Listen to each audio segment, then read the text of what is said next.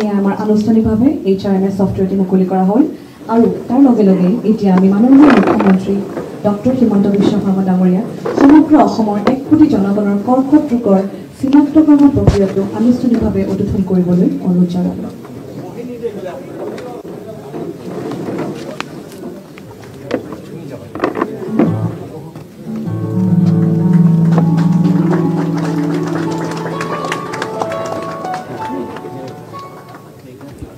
ধন্যবাদ। এতিয়া আমি গৌৰৱেৰে আসাম কেঞ্চাৰ কেয়াৰ ফাউণ্ডেশ্যন আৰু ইণ্ডাছ টাৱাৰ্ছ লিমিটেডৰ মাজত বুজাবুজি চুক্তিৰ আদান প্ৰদানৰ বাবে আগবাঢ়িছোঁ। এই বুজাবুজি চুক্তিয়ে অসমৰ 9খন জিলাত কৰ্কট ৰোগ স্ক্ৰিনিং সেৱা আৰম্ভ কৰাৰ পথ প্ৰশস্ত কৰিব। অনুগ্ৰহ কৰি ইণ্ডাছ টাৱাৰ্ছ লিমিটেডৰ বিত্ত মুৰব্বী শ্ৰী বিজয় ঢেকিয়াল আৰু অসম কেঞ্চাৰ কেয়াৰ ফাউণ্ডেশ্যনৰ মুখ্য সঞ্চালক বিষয়া ডক্টৰ জয় প্ৰকাশ প্ৰসাদক মাননীয় মুখ্যমন্ত্ৰীৰ উপস্থিতিত বুজাবুজিৰ চুক্তি আদান প্ৰদানৰ বাবে আগবাঢ়ি আহিবলৈ অনুৰোধ জনালোঁ।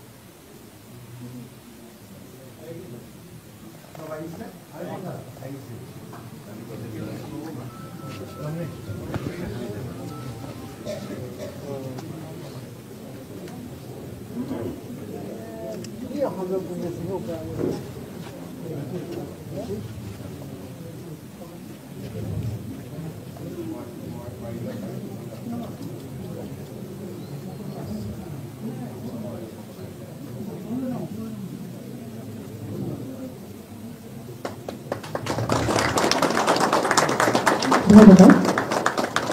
এতিয়া আমি স্বাগতম জনাইছোঁ আমি অধিক আগ্ৰহেৰে লৈ থকা আমাৰ মাজত উপস্থিত অসমৰ জনপ্ৰিয় আৰু সন্মানীয় মুখ্যমন্ত্ৰী ডক্টৰ হিমন্ত বিশ্ব শৰ্মা ডাঙৰীয়া। উপস্থিত সকলোলৈকে মুখ্যমন্ত্ৰী ডাঙৰীয়া বহুমূলীয়া দুআষাৰ আগবঢ়াবলৈ অনুৰোধ জনালোঁ। ধন্যবাদ।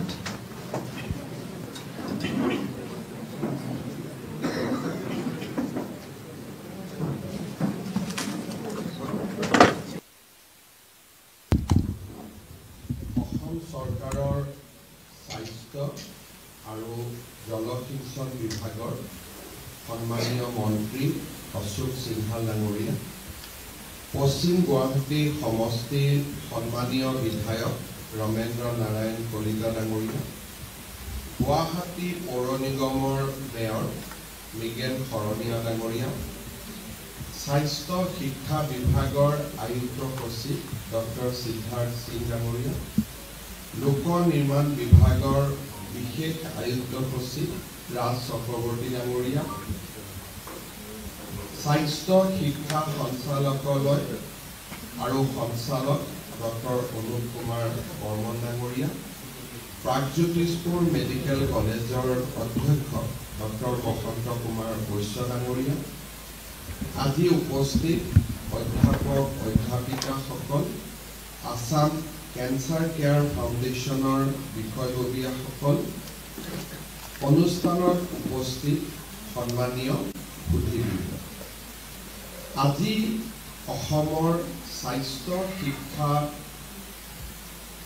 আৰু ইয়াৰ লগত জড়িত আটাইৰ বাবে এটা অতি গুৰুত্বপূৰ্ণ দিন। আজি দিনটোতে ক'ব গ'লে অসমৰ 14তম চিকিৎসা মহাবিদ্যালয়খনে আত্মপ্ৰকাশৰ বাট আৰম্ভ কৰিছে। আমি সকলোৱে জানো যে বৰ্তমান অসমত আমাৰ 13খন মেডিকেল কলেজ আছে আৰু এই 13খন মেডিকেল কলেজে নেশ্যনেল মেডিকেল কাউন্সিলৰ স্বীকৃতিপ্ৰাপ্ত আৰু আমাৰ ৰাজ্যত আজিৰ দিনত প্ৰায় 1700তকৈও অধিক ল'ৰা ছোৱালী মেডিকেল শিক্ষা আমাৰ ৰাজ্যখনতে গ্ৰহণ কৰাৰ সুবিধা পাইছে। মোৰ মনত আছে 2006 চনত যেতিয়া মই অসমৰ স্বাস্থ্য মন্ত্ৰীৰ দায়িত্ব লৈছিলোঁ, সেই সময়ত অসমত 3খন মেডিকেল কলেজ আছিল। আৰু এই তিনিওখন মেডিকেল কলেজৰ জন্ম প্ৰায় 70ৰ দশকতে হৈছিল আৰু সুদীৰ্ঘ 30 বছৰ কাল অসমত চতুৰ্থখন মেডিকেল কলেজে আত্মপ্ৰকাশ কৰিব পৰা নাছিল 2006 চনত আমি এক সিদ্ধান্ত লৈছিলোঁ যে আমি তেজপুৰ যোৰহাট আৰু বৰপেটা তিনিখন নতুন মেডিকেল কলেজ আৰম্ভ কৰিম আৰু এই আটাইকেইখন মেডিকেল কলেজ আৰম্ভ কৰোঁতে আমাক প্ৰায় 6 বছৰ সময় লাগিছিল 2010 চনত যোৰহাট সেই এটা পৰ্যায়ক্ৰমে আমি 14 চনৰ আগতে তিনিখন মেডিকেল কলেজ আমি এক প্ৰকাৰ ক'ব গ'লে উদ্বোধন আৰু তেতিয়া ইণ্ডিয়ান মেডিকেল কাউন্সিলৰ স্বীকৃতি ল'বলৈ সক্ষম হৈছিল কিন্তু যোৰহাট বৰপেটা আৰু তেজপুৰৰ মেডিকেল কলেজৰ যিটো নিৰ্মাণৰ প্ৰক্ৰিয়া আছিল সেই নিৰ্মাণৰ প্ৰক্ৰিয়াই আমাৰ মাজত এটা অদ্ভুত আত্মবিশ্বাসৰ সৃষ্টি কৰিছিল আৰু আমাৰ মনত এটা আত্মবিশ্বাসৰ জন্ম হৈছিল যে অসমে নতুন ধৰণলৈ বাট বা আমাৰ পৰিক্ৰমা আমি কৰিব পাৰোঁ চিকিৎসা মহাবিদ্যালয় নিৰ্মাণৰ যিটো প্ৰক্ৰিয়া তাত আমি যিখিনি জ্ঞান বা যিখিনি এক্সপিৰিয়েন্স সেইখিনি অৰ্জন কৰাৰ পিছত এতিয়া আৰু আমি অপেক্ষা কৰিব নালাগে আমি আগলৈ চাব লাগে আৰু লাহে লাহে অসমৰ প্ৰত্যেকখন জিলাতে একোখনকৈ চিকিৎসা মহাবিদ্যালয় নিৰ্মাণ কৰিব লাগে আমাৰ ৰাজ্যত পৰ্যাপ্ত চিকিৎসা মহাবিদ্যালয়ৰ প্ৰয়োজনীয়তা ক'ৰ পৰা আজি আমাৰ অসমত 21,000 ৰেভিনিউ ভিলেজ আছে আৰু তাৰ লগত বন ভিলেজ আৰু নন কেডেষ্ট্ৰেল ভিলেজ যি নেকি এতিয়াও ৰেভিনিউ মেপত অহা নাই এই গোটেইবিলাক ধৰিলে অসমত 30,000 গাঁও আছে যি প্ৰতিখন গাঁৱতে চিকিৎসকৰ প্ৰয়োজনীয়তা আছে আৰু ইয়াৰ উপৰিও block PHC CHC district hospital sub divisional hospital medical college এই গোটেই স্ট্ৰীমটো আমাৰ ডক্টৰ আৰু বিশেষজ্ঞ ডক্টৰৰ আৰু বেছি প্ৰয়োজনীয়তা আছে তিনিখন মেডিকেল কলেজ থকা সময়ছোৱাত আমাৰ অসমৰ স্বাস্থ্য শিক্ষাই দুখীয়া মানুহক ঢুকি পোৱা নাছিলে আৰু ক'বলৈ গ'লে আমি এক অসমৰ্থ অৱস্থাত বাস কৰিবলৈ বাধ্য হৈছিলোঁ 6খন মেডিকেল কলেজ সম্পূৰ্ণ কৰাৰ পিছত আমি লাহে লাহে সিদ্ধান্ত ল'লো যে আমি অসমত পৰ্যায়ক্ৰমে প্ৰতিখন জিলাত একোখনকৈ মেডিকেল কলেজ নিৰ্মাণ কৰিম অৱশ্যে সমান্তৰালভাৱে অসমত নতুন জিলা গঠনৰো এটা প্ৰক্ৰিয়া আৰম্ভ প্ৰেক্ষাপটত কিন্তু তথাপিতো অসমৰ আটাইকেইখন পুৰণি জিলাত আমি মেডিকেল কলেজ নিৰ্মাণৰ আমাৰ প্ৰচেষ্টা আমি আগুৱাই লৈ গ'লো আজিৰ দিনটোত অসমত 24খন মেডিকেল কলেজ হওক সেই ধৰণে এটা পৰিকল্পনালৈ আমি আগবাঢ়ি গৈছিলোঁ আজি আমাৰ অসমৰ 14তম মেডিকেল কলেজ হিচাপে প্ৰাগজ্যোতিষপুৰ মেডিকেল কলেজে আত্মপ্ৰকাশ কৰিছে আমি প্ৰাগজ্যোতিষপুৰ মেডিকেল কলেজৰ আৰম্ভণিৰ কাম বা আৰম্ভণিৰ যি ব্যৱস্থা তাক চলাই থাকোঁতে ইতিমধ্যে আমি সিদ্ধান্ত লৈছোঁ যে অহা বছৰ আমি বঙাইগাঁও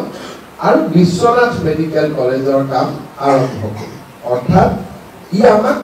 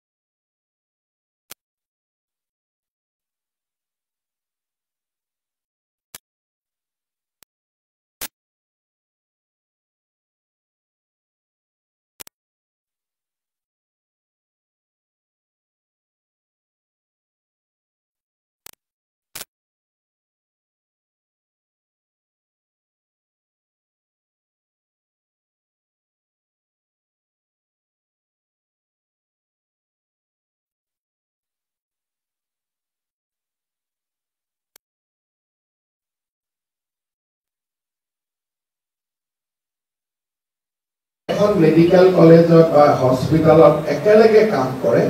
আৰু মেডিকেল ডিভাইস পৰিকল্পনা ইঞ্জিনিয়াৰ আৰু ডক্টৰ সকলে একেলগে কাম কৰিব পাৰে অৰ্থাৎ এতিয়া আমি যেটো নেক্সট লেভেল বুলি কওঁ সেই নেক্সট লেভেলটো যাবৰ কাৰণে আমি চেষ্টা কৰিছো যে অসমত চিকিৎসা হ'ব তাৰ লগতে মেডিকেল ডিভাইসৰো যেটো R&D ৰিসাৰ্চ এণ্ড ডেভেলপমেন্ট তাৰ কামো আমাৰ ৰাজ্যখনতে হ'ব পাৰিব এই ধৰণৰ পৰিকল্পনাৰ লগতে নেশ্যনেল ফৰেনচিক সায়েন্স ইউনিভাৰ্চিটি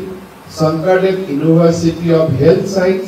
এই গোটেই ইকোসিস্টেম বিলাক আমি নিৰ্মাণ কৰিছো যাতে স্বাস্থ্য শিক্ষাত অসম এখন গুৰুত্বপূৰ্ণ ৰাজ্যলৈ ৰূপান্তৰিত হয়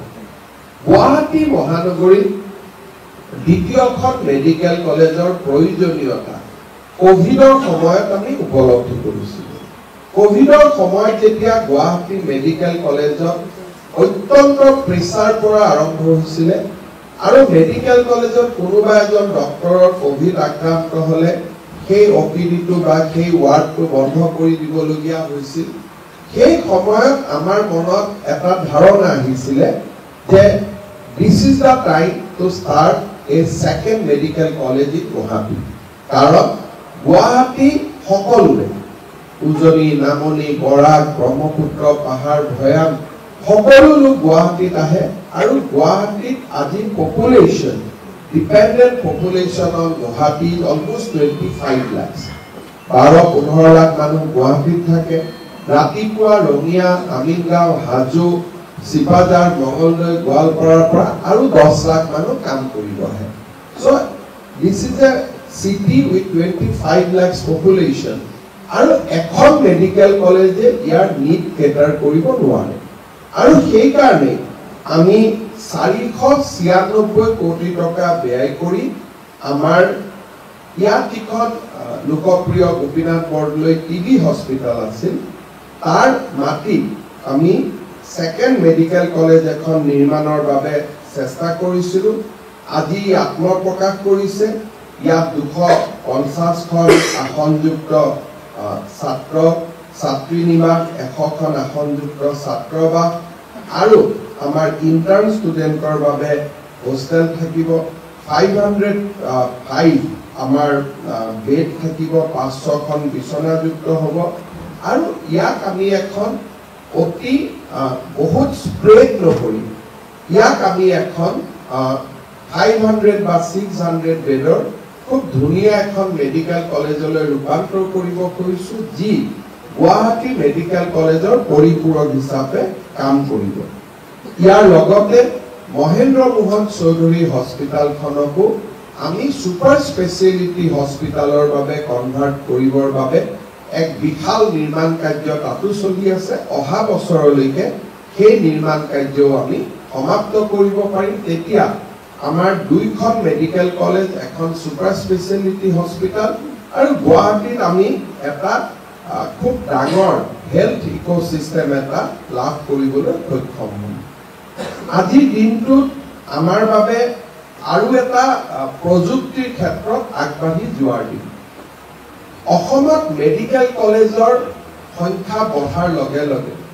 ইয়াত মানৱ সম্পদ নতুন নতুন মানৱ সম্পদ আহিছে তৃতীয় শ্ৰেণী চতুৰ্থ শ্ৰেণী নাৰ্ছ লেবৰেটৰী টেকনিচিয়ান ডক্টৰ আৰু কাগজেদি তেওঁলোকৰ প্ৰমোশন ছুটি লিভ ডিসিপ্লিনাৰী প্ৰসিডিং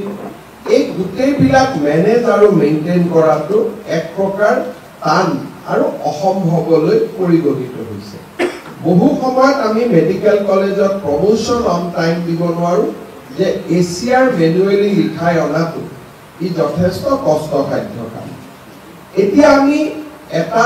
নতুন সফটওয়্যাৰ আৰম্ভ কৰিছো 2,54 লাখ টকা ব্যয় কৰিছো এই সফটওয়্যাৰটোৰ জৰিয়তে এমপ্লয়িজৰ transfer posting leave management training management ACR electronic service record maintenance MIS report এই গোটেইবিলাকৰ জৰিয়তে আমি 10,000 কৰ্মচাৰীৰ গোটেই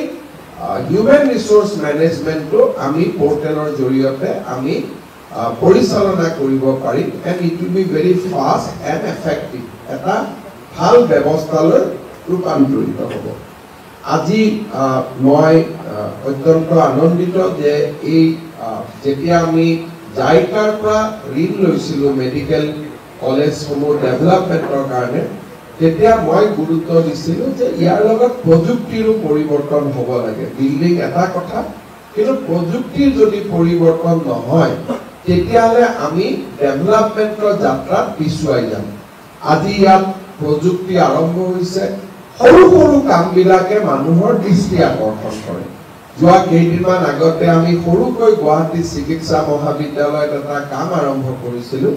যে বেডশ্বীটবিলাকত বাৰৰ নামটো লিখা সোমবাৰ সোমবাৰ মঙলবাৰ মঙলবাৰ তেতিয়া মানুহে গম পাব যে বেডশ্বীটখন চেঞ্জ হৈছে অত্যন্ত সৰু কাম 7খন বেডশ্বীট লাগে সপ্তাহত তাক ৰোটেট কৰিব লাগে কিন্তু সি এফিচিয়েঞ্চি বঢ়ায় মানুহৰ বিশ্বাস বঢ়ায় মই আশা কৰোঁ যে খুব কম দিনৰ ভিতৰতে আমাৰ বাকী মেডিকেল কলেজতো আমি এই সৰু কামটো ৰোল আউট কৰিব পাৰিম কেইদিনমান আগতে অসম চিকিৎসা মহাবিদ্যালয়ত মই গৈছিলোঁ তাত মই কৈছিলোঁ একো নালাগে চাহ বাগিচাৰ মানুহে যাতে বুজি পায় সেইকাৰণে এটা ফেচিলিটেশ্যন চেণ্টাৰ এটা কৰা অনলি ফৰ টি গাৰ্ডেন পিপল কাৰণ তেওঁলোক যেতিয়া মহিলা প্ৰসৱৰ কাৰণে আহে চাহ বাগিচাত কাম কৰা মানুহৰ মহিলাৰ কাৰণে ব্লাডৰ খুব প্ৰয়োজন নৰ্মেল ব্লাড বেংকত চাহ বাগিচাৰ মানুহ এজনে থিয় হৈ ৰাতি 2টা বজাত নেগোচিয়েট কৰা ইমান সহজ নহয় কিন্তু দুজন ভলেণ্টিয়াৰ্ছৰ বাগিচাৰ পৰাই বা তেওঁলোকৰ সম্প্ৰদায়ৰ পৰাই দুজন ভলেণ্টিয়াৰ্ছ আৰু সেই দুজন ভলেণ্টিয়াৰ্ছে সেই গৰ্ভৱতী মহিলাগৰাকীক ব্লাডৰ যোগান ধৰা ডনাৰ যোগান ধৰা ক'তনো অপিডি ক'তনো আইপিডি ক'তনো এমআৰআই ক'তনো চিটি স্কেন অলপ যদি বাগানৰ ভাষাতে কমিউনিকেট কৰি দিয়ে এই সৰু সৰু কামবিলাকে যথেষ্ট আমাৰ প্ৰচেষ্টাত আগুৱাই লৈ যায় আজি ডিব্ৰুগড় মেডিকেল কলেজত তাক আমি কৰিবলৈ সক্ষম হৈছিলোঁ মই আশা কৰোঁ যে লাহে লাহে তিনিচুকীয়া তেজপুৰতো আমি ইয়াক সম্প্ৰসাৰণ কৰিম বাট মই ভাবোঁ স্মল ষ্টেপ বিলাকে সৰু সৰু প্ৰচেষ্টাবিলাকে সমাজত বৃহৎ পদক্ষেপ পেলায় এই ধৰণে আমাৰ অসমখনে প্ৰযুক্তি আৰু স্বাস্থ্য শিক্ষা দুইটা ক্ষেত্ৰতে আমি আগবাঢ়ি যাব পাৰিছোঁ আজিৰ দিনটোত আমি আৰু এটা নতুন কাম আৰম্ভ কৰিব খুজিছোঁ আপোনালোক সকলোৱে জানে যে টাটা ট্ৰাষ্ট আৰু অসম চৰকাৰে যৌথভাৱে আসাম ক্যান্সাৰ কেয়াৰ ফাউণ্ডেশ্যন স্থাপন কৰিছিল আমি 17খন ক্যান্সাৰ হস্পিটাল নিৰ্মাণ কৰিছোঁ আৰু টাটা ট্ৰাষ্ট আৰু আমাৰ বুজাবুজি অনুসৰি বিল্ডিং বিলাক আমি বনাম আৰু টাটা ট্ৰাষ্টে তাত ইকুইপমেন্ট দিব আৰু হস্পিটাল বিলাক আমি একেলগে লগ লাগি পৰিচালনা কৰিম আজি এই হস্পিটাল কেইখনে ইতিমধ্যে আমাৰ ক্যান্সাৰৰ ক্ষেত্ৰত ডাঙৰ পদক্ষেপ পেলাবলৈ সক্ষম হৈছে আগতে আমাৰ অসমত বি বৰুৱা ক্যান্সাৰ হস্পিটালক বাদ দিলে আমাৰ ৰেডিয়েশ্যন লবৰ কাৰণে মানুহে 3 মাহলৈকে ৱেটিং লিষ্টত থাকিবলগীয়া হৈছিল মোৰ মনত আছে যে আমাৰ সেকেন্ড যিটো ৰেডিয়েশ্যন থেৰাপিৰ আমি লেনিয়াক মেচিন আনিছিলোঁ হি ইমানেই গুৰুত্বপূৰ্ণ আছিল যে তাক উদ্বোধন কৰিবলৈ আমি ভাৰতৰ প্ৰধানমন্ত্ৰী মনমোহন সিঙক ইনভাইট কৰিছিলোঁ ইট ওয়াজ সো ইম্পৰ্টেন্ট কিন্তু আজি অসমত কিমান লেনিয়াক হৈ গ'ল কিমান মেচিন হৈ গ'ল আমাৰ হস্পিটাল বিলাক হোৱাৰ কাৰণে গুৱাহাটী মেডিকেল কলেজ ইভেন মংগলদৈলৈকে গৈ পেলাই আমাৰ আজি এই ধৰণৰ মেচিন আহিছে and this is just a story between 2009 and 2024-22 2009 ই লেনিয়াক ইমানেই ইম্পৰ্টেন্ট মেচিন আছিল যে no less than Prime Minister has come to inaugurate it আৰু আজি আমাৰ অসমত ইয়াৰ ইমান এক্সপানশন হৈছে যে এতিয়া মুখ্যমন্ত্ৰীও যাব সময় নাথাকে আমাৰ স্থানীয় বিধায়কেও লেনিয়াক থেৰাপি মেচিন উদ্ঘাটন কৰিছে this is the spread this is the expansion যাক আজি আমি এচিভ কৰিছো যে from a very specialized machine today it has become a common sight in all our cancer hospital যিটো আমাৰ মানুহৰ মাজত প্ৰচণ্ড আত্মবিশ্বাসৰ সৃষ্টি কৰিছে কেন্সাৰৰ ক্ষেত্ৰত আটাইতকৈ ইম্পৰ্টেণ্ট কথা হৈছে স্ক্ৰিনিং কেন্সাৰ বেমাৰত আজিকালি ইমান নতুন থেৰাপি আহিছে starting from chemotherapy to immunotherapy এই যে লাইন অফ ট্ৰিটমেণ্ট এতিয়া যথেষ্ট ডাঙৰ যদি প্ৰথম অৱস্থাতে আমি কেন্সাৰক ধৰাত পেলাব পাৰোঁ তেতিয়াহ'লে it is as good as any other disease কিন্তু সি যেতিয়া শৰীৰত স্প্ৰেড কৰে but it spread very fast ই যেতিয়া শৰীৰত স্প্ৰেড কৰে এতিয়া সাধাৰণ ভাষাত ষ্টেজ কি ষ্টেজ 4 তাৰ মানে he is in danger line stage 3 is in danger line বোলে নহয় ধৰাত পৰিছে and he is in stage 1 then যিকোনো মানুহে যিকোনো চিকিৎসকে আপোনাক চাব পাৰে ট্ৰিটমেণ্ট কৰাব পাৰে কেমোথেৰাপি ৰেডিঅ'থেৰাপি আৰু আটাইতকৈ ডাঙৰ কথা সাৰ্জিকেল ইণ্টাৰভেনশ্যন আমি পাব পাৰোঁ কাৰণ প্ৰথম অৱস্থাত স্প্ৰেড নকৰে আৰু য'ত কেন্সাৰটো আৰম্ভ হৈছে তাকে যদি আমি সাৰ্জাৰী দি আমি কাটি পেলাই শৰীৰৰ পৰা তাক বিচ্ছিন্ন কৰি পেলাব পাৰোঁ দেন চান্স অফ স্প্ৰেড বহুত মিনিমাইজ হৈ যায় এই গোটেই কথাবিলাকৰ কাৰণে প্ৰয়োজন হৈছে যে আৰ্লি ডিটেকশ্যন আজি মোৰ কেন্সাৰ নাই মই জানো যে আপোনাৰ কেন্সাৰ নাই মোৰো কেন্সাৰ নাই but this is the expression outside the body ভিতৰত কি হৈ আছে তাক আমি নাজানো কিন্তু যদি আজি মই ভলেন্টিয়াৰি টেষ্ট কৰোঁ যে মোৰ ইণ্ডিকেশ্যন বিলাক চাওঁ there are indications মহিলাৰ ব্ৰেষ্ট কেন্সাৰ মহিলাগৰাকীয়ে গম পোৱাৰ আগতে যদি আমি ডক্টৰক দেখুৱাওঁ ডক্টৰে বহুত আগতে তাক ডিটেক্ট কৰিব পাৰে পেচেণ্টে যেতিয়ালৈকে ৰিয়েক্ট কৰে তেতিয়ালৈকে you might enter in stage 3 কিন্তু যদি আমি অভ্যাস কৰি লওঁ যে every 1 year after a particular age মই ডক্টৰৰ ওচৰত যাম 2 মিনিট ডক্টৰৰ ওচৰত গৈ মই টেষ্ট কৰাম তেতিয়া আমি কি কৰোঁ যে নেক্সট বছৰটোৰ কাৰণে আমি নিজক কমপ্লিটলি ফ্ৰী অফ মাইণ্ড আমি কাম কৰিব পাৰোঁ যে দেৰ ইজ নো চান্স প্ৰধানমন্ত্ৰী মোদী ডাঙৰীয়াই এতিয়া আমাৰ যিটো জৰায়ুৰ লগত জড়িত কেন্সাৰ যাক আমি আমাৰ মহিলাৰ 35% কেন্সাৰ তাৰ কাৰণে হয় বুলি কয় তাৰ ওপৰত ভেকচিন আনিছে আমি কেইদিনমান পিছতে ভেকচিন ৰোল আউট কৰিব পাৰিম চাৰ্ভাইকেল কেন্সাৰৰ ক্ষেত্ৰত আমাৰ ভেকচিন আহিছে ব্ৰেষ্ট কেন্সাৰ আৰ্লি ডিটেকশ্যনৰ জৰিয়তে it can be tackle very easy কোনো চিন্তাই নাই কিন্তু মহিলাগৰাকীয়ে গম পাওঁতে by then she entered into stage 3 যেতিয়া symptoms বিলাক দেখুৱা আৰম্ভ কৰে কিন্তু ডক্টৰজনে symptoms দেখুৱাৰ আগতে তাৰ পৰিৱৰ্তনটো লক্ষ্য কৰি ক'ব পাৰে যে নহয় you must go to the second stage of screening so আমি ক্যান্সাৰ কেয়াৰ ফাউণ্ডেশ্যনত অকল হস্পিটাল বনোৱাটোৱে আমাৰ কাম নাছিলে আমাৰ মনত এটা ইম্পৰ্টেণ্ট এটা মিছন আছিলে যে আমি আৰ্লি ডিটেকশ্যন কৰিম and if we can detect it early তেতিয়াহ'লে আমি কৰ্কট ৰোগৰ লগত যুঁজিব পাৰিম উই কেন কিয়ৰ পিপল আজি মই অত্যন্ত আনন্দিত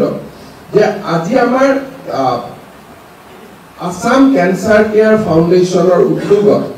আমি এটা কমিউনিটি আউটৰিচ প্ৰগ্ৰেম লৈছোঁ যে অসমৰ আমি 1 কোটি মানুহক নেক্সট 2 to 3 yearsত আমি কেন্সাৰ স্ক্ৰিনিং কৰাম we have 35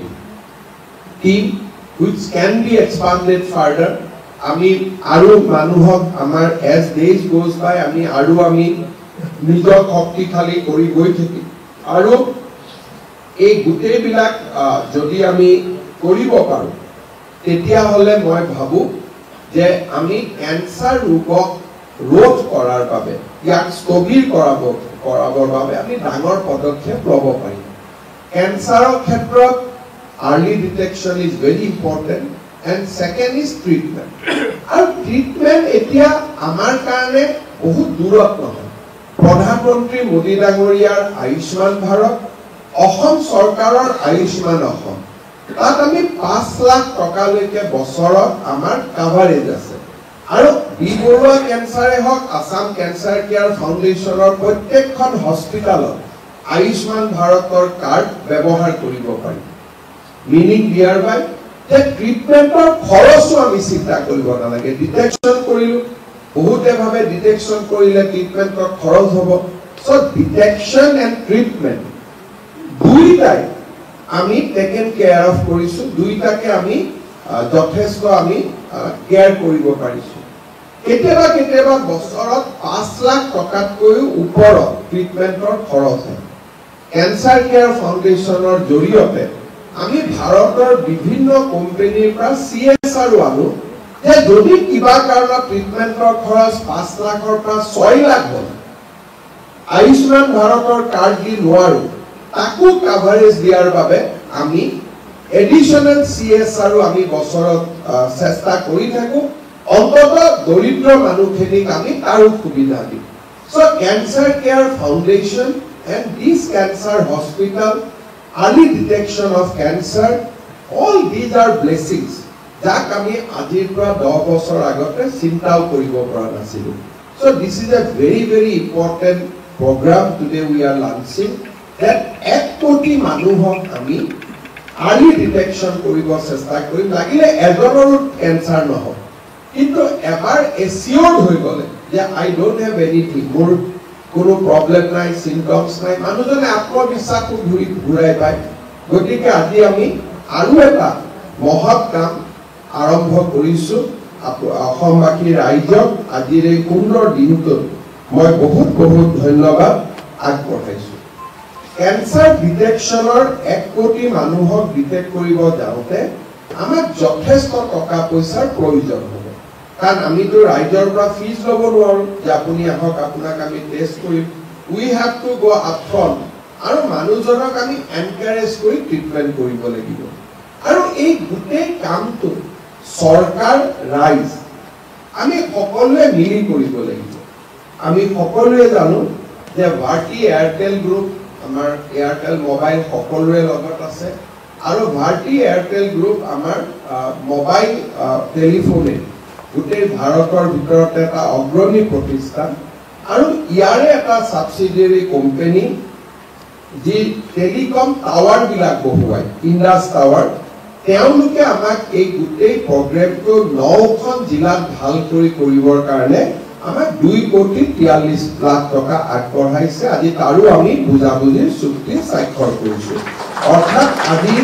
ৰাইজে নিজে আগবাঢ়ি আহি আমাক এনে ধৰণে সহায় কৰিছে মই আমাৰ এয়াৰটেল আৰু ইন্ডাস টাৱাৰক মই বহুত ধন্যবাদ জনাইছো मैं भारती एयरटेल ग्रुप को और भारती एयरटेल ग्रुप का साथ इंडस टावर्स को दोनों को मैं बहुत धन्यवाद देता हूं कि आप लोगों ने जो CSR हमारे कैंसर केयर प्रोग्राम में आप लोगों ने कंट्रीब्यूट किया है इसीलिए मैं असम वासियों का ओर से आप लोगों को बहुत धन्यवाद देता हूं আজি मैं आगते उल्लेख करार दरे प्रागज्योतिषपुर मेडिकल कलेज खने आत्मप्रकाश करिले परवर्ती पर्यायत चराइदेव विश्वनाथ चारिआली गोलाघाट बंगाईगांव मरिगांव तामुलपुर धेमाजी शिवसागर करीमगंज এই আটাইবোৰ মেডিকেল কলেজ আমি 2029-30 চনৰ ভিতৰত আৰম্ভ কৰিম আৰু আমি অসমত নিৰন্তৰ এখন অগ্ৰগামী স্বাস্থ্য সেৱাৰ ক্ষেত্ৰত অগ্ৰগামী ৰাজ্যলৈ আমি ৰূপান্তৰ কৰিম প্ৰধানমন্ত্ৰী নৰেন্দ্ৰ মোদী ডাঙৰীয়াৰ বিভিন্ন আঁচনিৰ বাবে আজি আমি এনে ধৰণে আমাৰ ৰাজ্যখনক আগুৱাই লৈ যাব পাৰিছো আয়ুষ্মান ভাৰত হওক মেডিকেল কলেজৰ আমাৰ প্ৰতিষ্ঠাৰ ক্ষেত্ৰতে হওক মোদী ডাঙৰীয়াৰ উদাৰ আৰ্থিক সহায়ৰ বাবে আমি এই ধৰণে আগবাঢ়ি যাব পাৰিছো মই পুনৰ এবাৰ নৰেন্দ্ৰ মোদী ডাঙৰীয়াকো কৃতজ্ঞ অসমবাসী ৰাইজৰ হৈ মই ধন্যবাদ জনাইছো আৰু আজিৰ এই অনুষ্ঠানত মই বহুত দীঘলীয়াকৈ ক'ব খোজা নাই মোৰ দুটা পৰামৰ্শ আছে মেডিকেল কলেজ আৰু টিবি হস্পিটাল দুইখন একেটা জাগাৰ পৰা পৰিচালনা কৰা অসুবিধা গতিকে আমাৰ সোণাপুৰত থকা যি বৰ্তমান আমাৰ হস্পিটালখন যেহেতু অব্যৱহৃত অৱস্থাত আছে তাতে আমি যত্মা হস্পিটালখন লৈ যাব পাৰোঁ নেকি তাৰ বিষয়ে চেষ্টা কৰিব লাগে আৰু নহ'লে আমাৰ মেডিকেল কলেজৰ মাদাৰ MCH বিল্ডিংটো হৈ গ'লে পুৰণা বিল্ডিংটো আমি তাক লৈ যাব পাৰোঁ নেকি দুইটা বিষয় চাই পেলাই এমাহৰ ভিতৰত আমি ব্যৱস্থা ল'ব লাগে তেতিয়া আমাৰ এইখন মেডিকেল কলেজত আমি 150 সিট আৰু বঢ়াব পাৰিম 500 will become 650 আৰু ৰাইজক সহায় কৰিব পাৰিব দ্বিতীয়তে মই আশা কৰোঁ যে এইখন মেডিকেল কলেজ যেহেতু OPDৰ প্ৰায় ডক্টৰ বৈশ্য ডাঙৰীয়াই আৰম্ভ কৰিব খুব ভালকৈ টেকনলজি গোটেইবিলাক ব্লাড বেংক পৰা আৰম্ভ কৰি ডক্টৰৰ চিকিৎসালৈকে মেনুৱেল ইণ্টাৰভেনশ্যন নোহোৱাকৈ কেনেকৈ আমি মেক্সিমাম টেকনলজি ইউজ কৰিব পাৰোঁ এই ক্ষেত্ৰত চাব লাগে মেডিকেল কলেজত অসুবিধা 3-4 হাজাৰ পেচেণ্ট 5,000 OPD তাতে নতুন প্লেনিং কৰিবৰ কাৰণে খুব দিগদাৰ বাট দিছ is a new medical college ইয়াত ব্লাড বেংকৰ চিষ্টেম আমাৰ হস্পিটালৰ ব্লাড বেংকলৈকে কেনেকৈ ব্লাড যাব কেনেকৈ তেওঁলোকে ঘৰত বহি পেলাই এপৰ জৰিয়তে ৰিজাল্ট পাব ইয়াতে কোনো মানুহ OPDত লাইন কৰিব নালাগে এপৰ জৰিয়তে ইণ্টাৰভিউ এপইণ্টমেণ্ট ল'ব সময় আহিব তাতে কোনো মানুহ থিয় হৈ থাকিব নালাগে চ' মই সিদ্ধাৰ্থ সিং আৰু বসন্ত বৈশ্য ডক্টৰ বৈশ্য ডাঙৰীয়াক অনুৰোধ কৰিম please take this as a pilot medical college where everything will be driven by technology ইয়াত কোনো ধৰণৰ আমি MRI কৰিব লাগে মই ৰাতিপুৱা সময় মোৰ MRI কৰোঁতে মোৰ আহিব যে I am a working woman দিনত মই MRI কৰিব নোৱাৰোঁ so we will give them appointment at night 10 p.m. আৰামত আহি পেলাই ৰাতি 10টা বজাত কৰি থৈ যাব we will give appointment at 9 p.m. we will give her appointment on Sunday so that she doesn't have to take leave for this small procedure so গতিকে গোটেইটো আৰু এজন খুব ভাল এটা ফাৰ্মৰ লগত আপোনালোকে কাম কৰক যাতে এই হস্পিটালখনক আমি এটা মডেল হস্পিটাল অন টেকনলজি যে কোনো কাম ইয়াতে দৌৰা দৌৰি ইয়াত আহিছে সদায় মানুহে কৰিব ছাৰ মই লাইন কৰি আছোঁ মানুহজন অহা নাই মই সদায় হোৱাটছআপ টুইটাৰত এইবিলাক গুৱাহাটী মেডিকেল কলেজ মেডিকেল কলেজত পাই ছাৰ 10টা বাজি গ'ল লাইনত থিয় হৈ আছোঁ ডক্টৰ আহি পোৱা নাই লাইনত থিয় হৈ আছোঁ ৰেজিষ্ট্ৰেশ্যন কাউণ্টাৰত কৰ্মচাৰী অহা নাই চ' 10,000 মানুহক মেইনটেইন কৰাটো দেৰ ইজ এ চেলেঞ্জ কিন্তু যদি মানুহজনক আমি 11টা 21ত এপইণ্টমেণ্ট দিছোঁ let her come at 11:21 বাহিৰত ৰখি থকাৰ যিবিলাক আমাৰ কমন চাইড হৈ গৈছে যে মেডিকেল কলেজ মানে দীঘলীয়া লাইন এটা এবছলিউটলি নো নিড যদি আমি মানুহক ক'ব পাৰোঁ যে your OPD time is fixed at 11:21 she will come at 11:21 he will come at 11:21 এই যে মানুহৰ গভৰ্ণমেণ্ট হস্পিটালৰ প্ৰতি লাইনটোৱে এটা নিগেটিভিটি ক্ৰিয়েট কৰি এজন পেচেণ্ট পেইন হৈ আছে হি জন কিউ আগবাঢ়ি গ'লে বাকী কেইজনে ধমকি দিয়ে কিয় আগবাঢ়ি গৈছে মানুহজন কিয় আগবাঢ়ি গৈছে মানুহজনে জানে যে তেওঁৰ বুকুখন বিষাই আছে যেনে তেনে ডক্টৰজনক লগ পাব লাগে কিন্তু আগৰ মানুহজনে ভাবিবাৰে মোৰোতো একেই ব্যৱস্থা গতিকে মইনো তেওঁক কিয় আগবাঢ়ি যাব দিম চ' এইবিলাক যি কমন ঘটনা আমাৰ মেডিকেল কলেজবিলাকত আমি দেখি থাকোঁ হস্পিটালবিলাকত দেখি থাকোঁ let us plan on technology যে ইয়াতে কোনো মানুহ মেডিকেল এইখন কলেজ দেখিলে মানুহে ভাবিব this is a corporate office লাইনৰ চিষ্টেম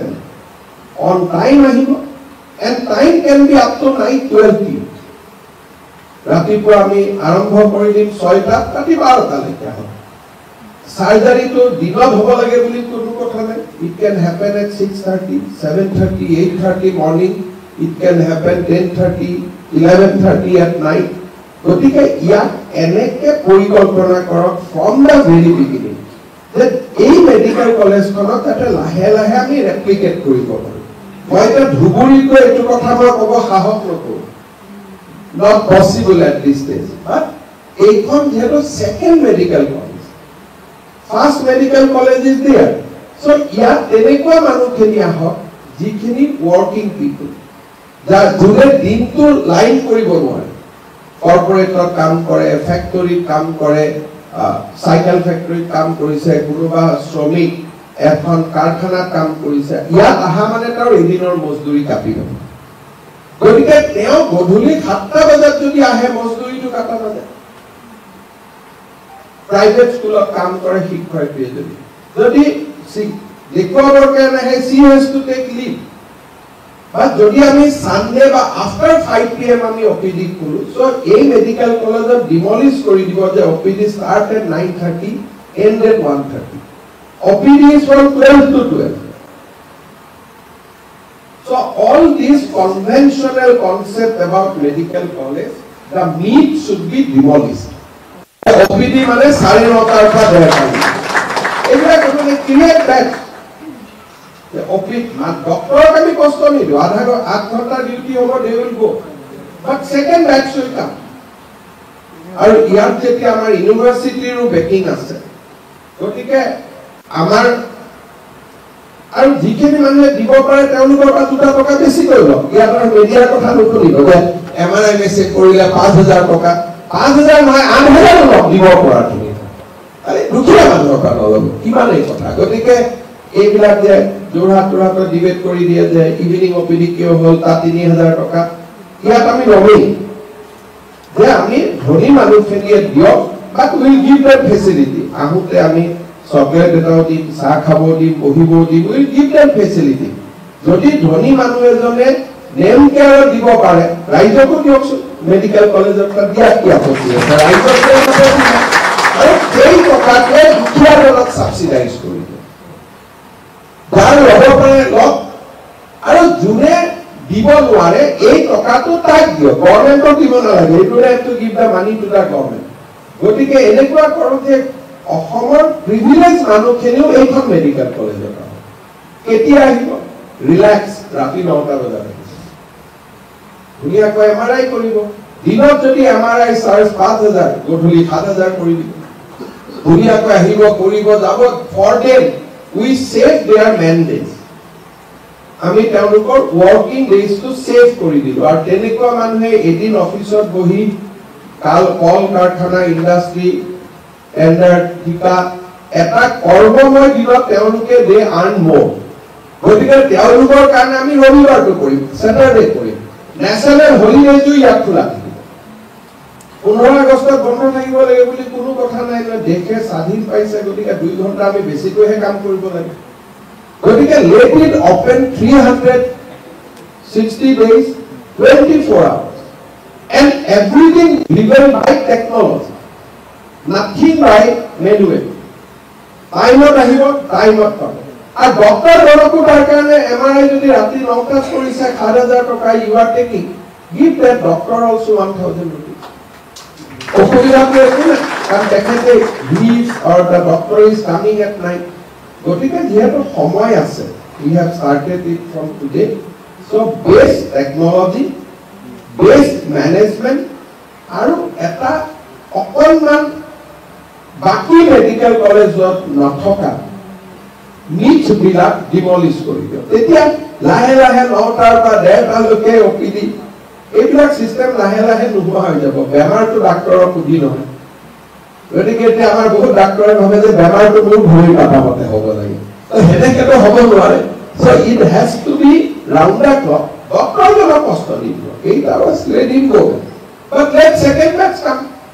আৰু গুৱাহাটীত আমি ডক্টৰৰ ওপৰত অসুবিধা নাই। গতিকে আপোনালোকে মোক এটা প্ৰেজেন্টেশন দিব, যাতে ইয়াক আমি এটা খুব ৰেপ্লিকেবল মেডিকেল কলেজ, যাতে এইখন মেডিকেল কলেজত দেশৰ মানুহে আহি চাই যে আমি এই ব্যৱস্থাবিলাক কৰিব লাগে।